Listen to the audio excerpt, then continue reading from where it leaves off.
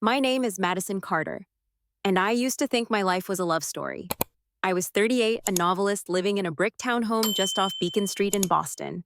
My husband, Daniel, worked as a financial advisor, and his voice always calmed me down. He spoke my name like it was a promise. Every morning, he kissed my forehead and handed me my coffee.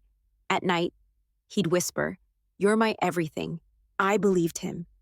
Until one night, everything cracked. It was close to midnight. I woke up to an empty bed.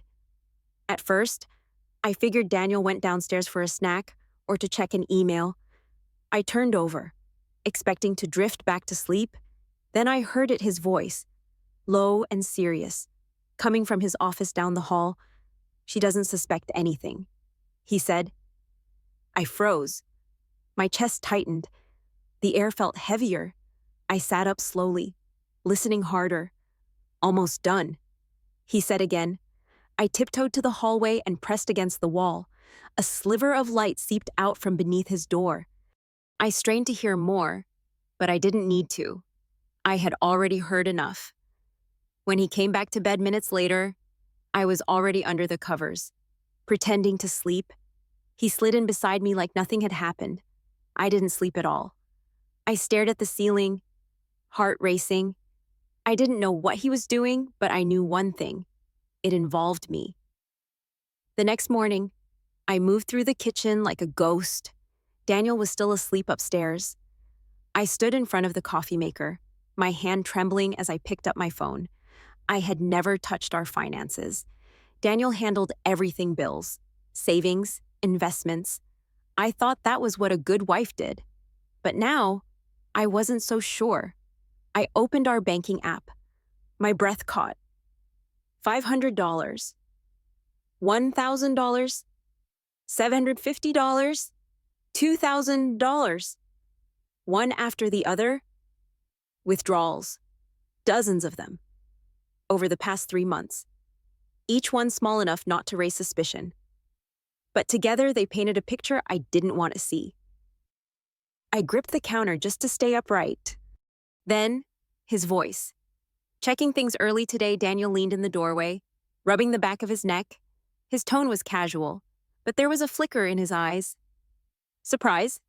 Just curious," I said, trying to sound light. "Some of these look unfamiliar." He stepped over, poured himself coffee, and gave me a practiced smile. "Oh, those are just some minor investments," he said, waving a hand. "Guess I forgot to mention them." He sipped without looking at me. Something in me snapped. It wasn't anger. Not yet. It was colder than that. I nodded, said nothing, pretended to believe him, but in my head, the pieces were shifting, reordering. Every shrug, every brush off suddenly felt calculated. That night, I noticed more. He kept checking his phone, turning it face down, stepping away to answer calls. When I asked what he was working on, he just smiled. "Business stuff." He said, "Nothing for you to worry about." But I was worried, and worry was quickly becoming something else: determination. I needed answers, fast. 2 days later, I got my chance. It was a quiet evening. Dinner was done. Daniel went upstairs for a shower. He always kept his phone glued to his side, like it was part of his body. But tonight, he left it on the dining table. I stared at it. My pulse thudded in my ears. 30 seconds, then 60. The water was still running upstairs. I picked up the phone. It was unlocked. My fingers trembled as I scrolled through his messages. Most were harmless. Work stuff. Friends. But then one thread jumped out. No name. Just a number. The latest message read, "Send her the Delphi files. Just make sure she stays in the dark." Almost finished. I froze. Delphi files. Keep her in the dark. Was she me? Was he emailing someone about me? My stomach turned. I placed the phone back carefully, exactly where it was, went into the kitchen, splashed cold water on my face. Upstairs, the shower kept going. I had a few minutes, but my mind was spiraling. Daniel wasn't just lying. He wasn't just cheating. He was planning something. And I was the target. Later that night, he kissed my forehead like always. "You okay?" he asked softly. I nodded, offered a tired smile. Inside, I was screaming. He didn't know I had read the message. He still thought I was in the dark. That was his biggest mistake, because now I had a plan. The next morning, I waited for Daniel to leave for work. As soon as the front door clicked shut, I made the call. Not to a private detective, not to a friend, to someone stronger. Rebecca Vaughn. She had been my college roommate and closest friend for years, but she was also an estate attorney. Smart, sharp, unshakable. We hadn't spoken much recently. Busy lives, drifting priorities, but we'd met for coffee that summer. Reconnected. I never thought I'd be calling her like this. When she picked up, my voice trembled. "Becca, I think Daniel's planning something. I saw strange withdrawals and a message about files. Delphi files." She listened quietly, not interrupting. When I finished, she asked one question. "How much money are we talking about?" I swallowed hard. "About 500,000. Maybe more." Silence. Then her voice snapped back focused. "Clear. Madison, we need to move your assets. Now." My knees buckled. I sat on the edge of the couch. "Are you sure if you wait, he'll make the next move? We need to act first. I'll set up a trust in your name. It'll be protected. He won't be able to touch a cent." I thought about my savings, the royalties from my books, the apartment we shared, everything I'd built. "All right," I said. "Do it." The next 72 hours were chaos. Becca moved fast, like a machine. She brought in her team experts in estate law and finance. We transferred the apartment title, locked down the investment accounts, moved my royalties into a protected trust under my name, every form, every signature, every call. It was exhausting, but I didn't stop because I had no choice. By the third day, everything was done. The protections were in place. That evening, Daniel walked in with takeout in one hand and a smile on his face. "Thought we'd have Thai tonight," he said. Lifting the bag, I nodded and took it from him. He had no idea what I'd done. The documents were signed. The money was secure. My life was protected. Let him think I was still clueless. I was done warning him. I let him make the next move, because this time, I was ready. 4 days later, he made it. It was a Friday evening. The sky outside was gray, heavy. Daniel came home early, dressed in one of his sharp, tailored blazers. He placed his bag by the door, then walked into the dining room, calm, composed, arrogant. "We need to talk," he said, sliding a folder across the table. I stared at it. My heart didn't race. My hands didn't shake. I opened it slowly. "Divorce papers. I think this is best for both of us," he said, voice even. "We've grown apart. No reason to drag it out." I looked up at him. His eyes were rehearsed. His words, too smooth. "Really?" I asked. He paused, just long enough to show a crack, then nodded. "Yeah, it's better this way." I took a breath, closed the folder. "Before you go," I said, "there's something you should know." His expression changed slightly, eyebrows pinching together. What I leaned in, just enough to meet his eyes. "I've already moved everything." He blinked. What I didn't flinch. Everything. The apartment, the royalties, the accounts. They're all under a protected trust now. You can't touch them. The color drained from his face. You can't do that." "I already did." His jaw clenched. His fingers curled around the folder on the table like it was the only thing keeping him steady. "You don't get to walk away and keep everything," he snapped. "No, Daniel," I said calmly. "You don't get to betray me, lie to me, use me, and then walk away with half my life." He stared at me, searching for weakness.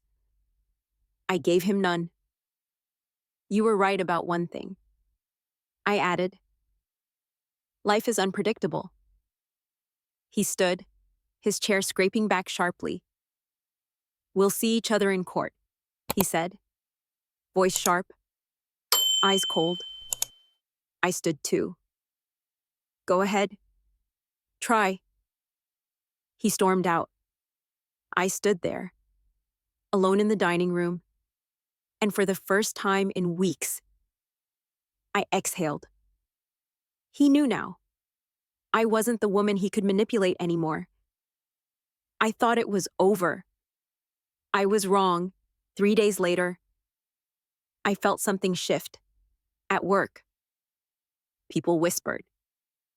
Coworkers who normally smiled passed me in silence. Quick glances. Conversations cut short when I entered the room.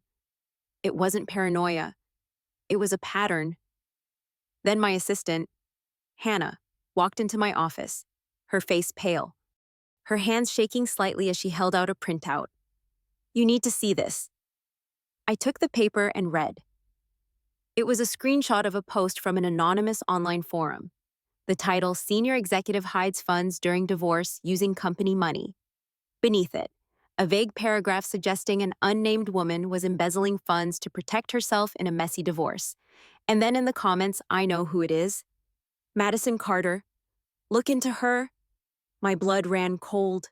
Daniel, I whispered. He's behind this. Hannah nodded, eyes full of worry. If this spreads, it could destroy your name. I stood up, heart pounding. I had built everything on my own, every deal, every contract. No shortcuts, no favors. And now, one anonymous post could undo it all. I need to call Becca. That night, I sat in her office again.